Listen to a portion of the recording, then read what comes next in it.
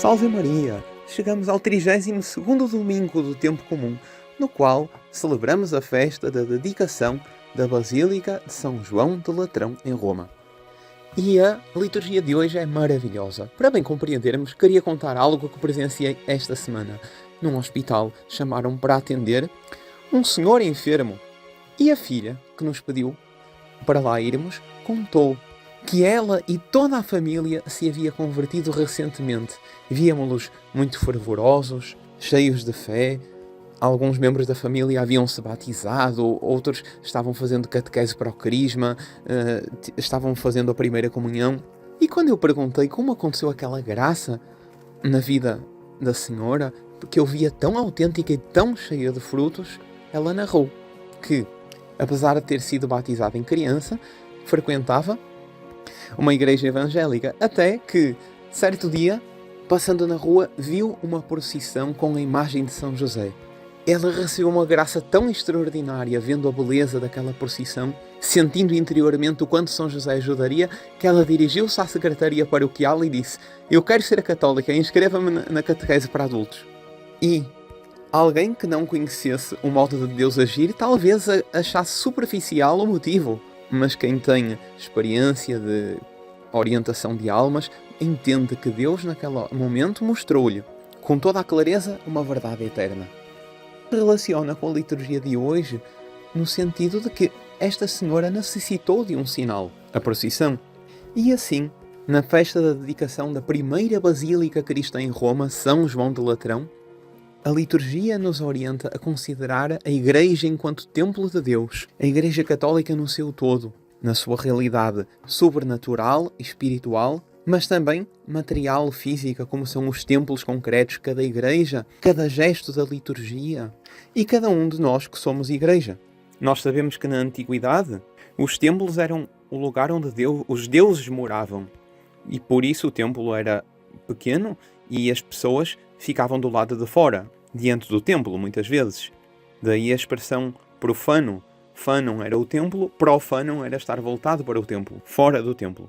E a Igreja Católica considera uma assembleia em que os cristãos são membros e em cada um de nós habita a divindade. Somos templos de Deus, como diz São Paulo. E na primeira leitura do profeta Ezequiel, ele dá esta imagem tão bonita, esta visão do templo de Deus corre um rio. Diz ele: "O anjo conduziu-me à entrada do templo. Debaixo do limiar da porta saía água em direção ao oceano, pois a fachada do templo estava voltada para o oriente. As águas corriam da parte inferior, e o anjo disse: Esta água corre para a região oriental. Entra no mar para que as suas águas se tornem salubres. Todo ser vivo que se move na água, aonde chegar esta torrente, terá novo alento." E assim é. Todos aqueles a quem chega este sinal que é a Santa Igreja de Deus no mundo, este sinal que às vezes se manifesta na beleza da doutrina da Igreja, é uma pregação que nos toca a alma. Às vezes é uma procissão, como vimos. Outras vezes pode ser o toque do sino da Igreja, que convida alguém a ir à missa ou a ir se confessar. Onde chega este sinal e é bem aceite, aí floresce, tudo se torna são, tudo se torna sadio. O Dr. Plínio, que inspirou os arautos, por vezes comparava o primeiro contacto que uma alma tem com a Igreja na qual se maravilha com o caso de uma pessoa surda, cujo relato ele ouviu, que sendo surda desde a infância, em certa ocasião, por meio de um determinado aparelho, conseguiu começar a ouvir algo. E mal colocou o aparelho, abriu uma torneira, ouviu o barulho da água cair e se encantou. A primeira vez que nos encantamos com a Santa Igreja, oh que maravilha! Oh pátria da nossa alma!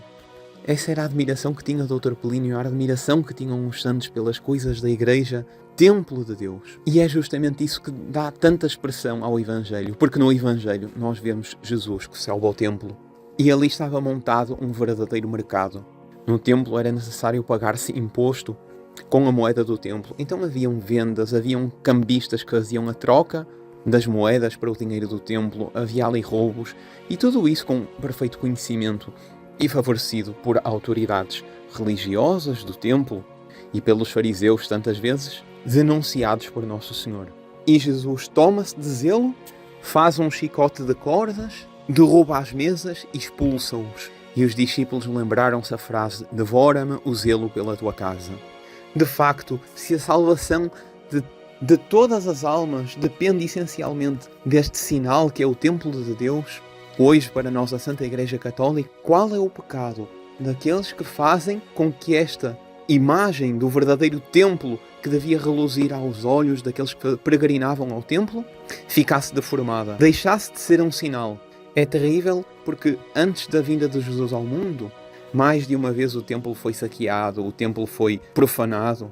Mas pior foi, com a aparência de legalidade, investidos de autoridade, os sacerdotes do tempo de Jesus e anteriores, os fariseus, estavam profanando o templo e, mais do que o templo material, estavam profanando a verdadeira religião com falsos costumes que faziam com que aquela religião, Deus verdadeiro, deixasse de ser um sinal que movesse as almas para Deus. E, sim, servisse, em muitos casos, a obra de Satanás. Não permitia que a graça chegasse às pessoas. E é por isso que no Evangelho, as atitudes verdadeiramente enérgicas de Nosso Senhor, nós não as vemos especialmente contra os pagãos. A esses era necessário levar a verdade da ocasião de conversão. A denúncia enérgica de Jesus foi, sobretudo, contra esse que é o pior mal, aquele que se reveste de bem, da aparência de legalidade, da aparência da autoridade. No fundo, desta falsa religião que ali existia no templo, desta falsa forma de praticar a religião, concomitante com a verdadeira. Sim, dentro do templo haviam, por exemplo, Simeão, que esperava no Messias, que acolhe Jesus no templo. Havia Zacarias, pai de São João Batista. Quantos outros santos sacerdotes haveria? Mas também estavam lá aqueles que mandaram matar Jesus. E esses, há muito tempo, do povo que acorria a Jerusalém, eles queriam, sobretudo, o dinheiro, queriam talvez o apoio político, mas não eram um sinal. Então hoje, a liturgia nos convida a termos zelo para que tudo aquilo que nós recebemos da Igreja chegue ao maior número de almas, como a água que brota do templo, segundo Isaías. No que diz respeito à minha participação na Igreja, e esse é o aspecto mais visível e talvez secundário, mas importante, se eu toco na Igreja, eu canto, devo fazê-lo com o maior primor, de acordo com aquilo que expressa os valores religiosos da liturgia. Se eu faço uma leitura na missa, tenho o ministério do leitorado, por exemplo, fazê-lo primorosamente. Se eu cuido da decoração, da ornamentação, fazer que seja o lugar mais bonito para poder dar uma ideia do céu, mas também na minha casa. Numa conversa familiar, a minha missão como filho da Igreja é fazer que qualquer tema seja considerado do ponto de vista santo, religioso, porque nada existe separado de Deus. A forma como eu corrijo os filhos, como eu dou um conselho, como eu me disponho, por exemplo, fazer um serviço doméstico, em tudo eu devo viver a santidade, em tudo eu devo fazer chegar este testemunho sadio da Santa Igreja a todos que me rodeiam. E isso começa por ter a alma santa.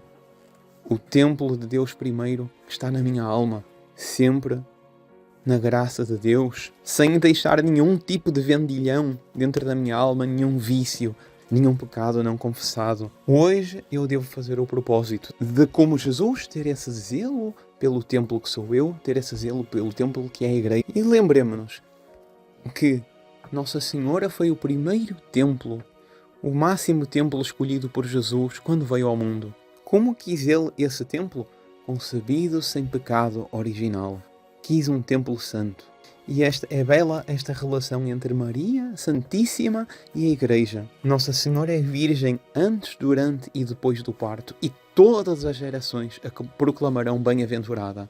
À Igreja, Jesus promete a imortalidade. Para todo o sempre, as portas do inferno não prevalecerão contra ela. Sim, este amor que Jesus tem ao templo, a Maria e à Igreja é fecundo e não permite que o mal seja vencedor contra elas.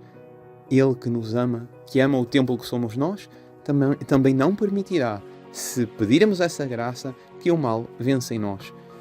Peçamos por Nossa Senhora essa graça. Abençoe-vos o Deus Todo-Poderoso, Pai, Filho e Espírito Santo. Amém. Salve Maria!